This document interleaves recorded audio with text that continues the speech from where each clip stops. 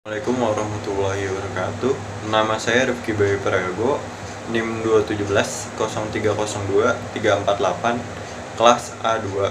Pada kesempatan kali ini, saya akan memberitahu bagaimana cara mengidentifikasi peluang dan pengembangan ide-ide dalam wirausaha. Ada dua langkah, yaitu yang pertama, identifikasi dan mengenali peluang.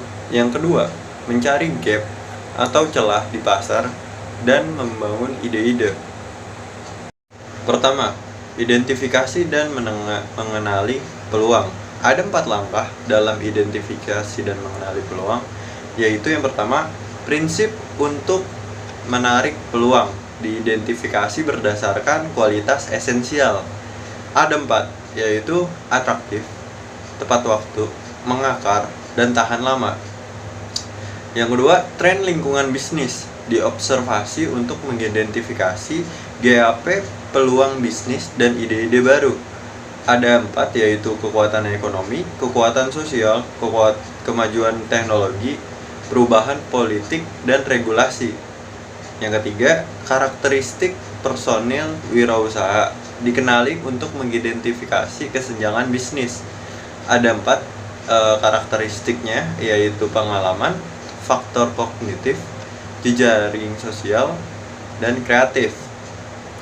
Yang terakhir, masalah suatu sektor atau bidang diidentifikasi yang dapat menjadi peluang bisnis.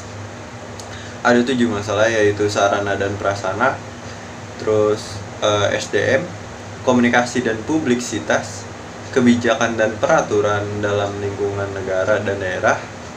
Yang kelima, teknologi informasi, kesiapan masyarakat, dan investasi yang belum dapat dikembangkan di daerah. Yang kedua, mencari gap atau celah di pasar dan membangun ide-ide.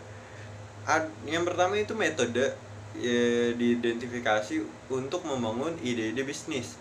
Ada 3 metode, yaitu brainstorming, suatu proses menghasilkan gagasan atau ide-ide secara spontanitas dan kreativitas. Konsep dasarnya memicu munculnya ide dan kemudian meletakkan ide tersebut pada sebuah kertas. Yang kedua, focus group discussion atau biasa sering disebut FGD. Berisi 5-10 orang yang terkait isu, membantu menghasilkan ide-ide, dipimpin oleh moderator terlatih, dan ini suatu tindak lanjut dari brainstorming. Yang ketiga, library dan internet research, yaitu mencakup media sosial, website, blogs, viral, marketing, dan networking. Yang kedua, kesenjangan suatu produk atau jasa diidentifikasi dengan konteks pasar.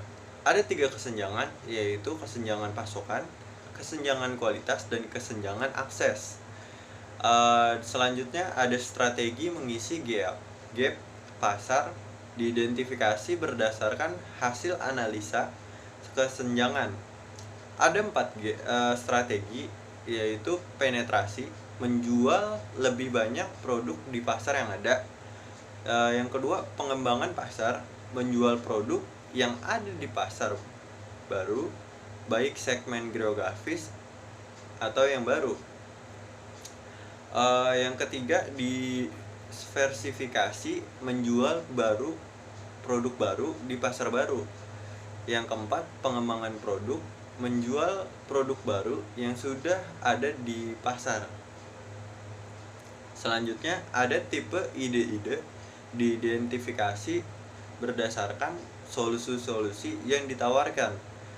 Ada 5 tipe, yaitu menyelesaikan masalah, yang kedua memberi kenyamanan, yang ketiga menutup gap, yang keempat memberikan manfaat kesehatan, dan yang kelima memberikan manfaat keamanan, dan yang terakhir ada mengembangkan ide-ide, yaitu area fungsi atau sektor atau disiplin, yang kedua satuan tugas, yang ketiga unit-unit kompetensi, yang keempat unit-unit jasa atau produk.